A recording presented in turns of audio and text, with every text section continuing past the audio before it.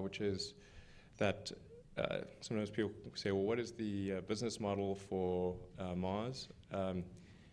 And sometimes they think, well, can you mine Mars and bring things back? And that is not a realistic business model for Mars, because it's always going to be far cheaper to mine things on Earth than Mars. But I do think that there's a business model where if you can reduce the cost of a flight to Mars or moving to Mars to around the cost of a middle-class home in California, which these just seem to be rising over time, maybe not recently, but certainly pretty expensive. So maybe to around $500,000.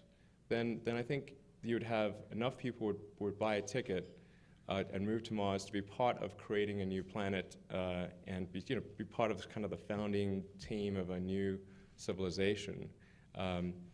You don't have you obviously have to be willing to have quite an appetite for risk and adventure.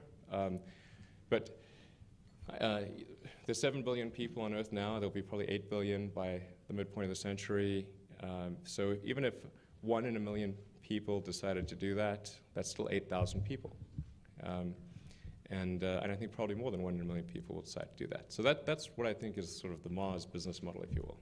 And then ultimately Mars can probably export intellectual property like software and inventions and things like that. If you can sort of beam it back with photons, that's sort of the better way to go.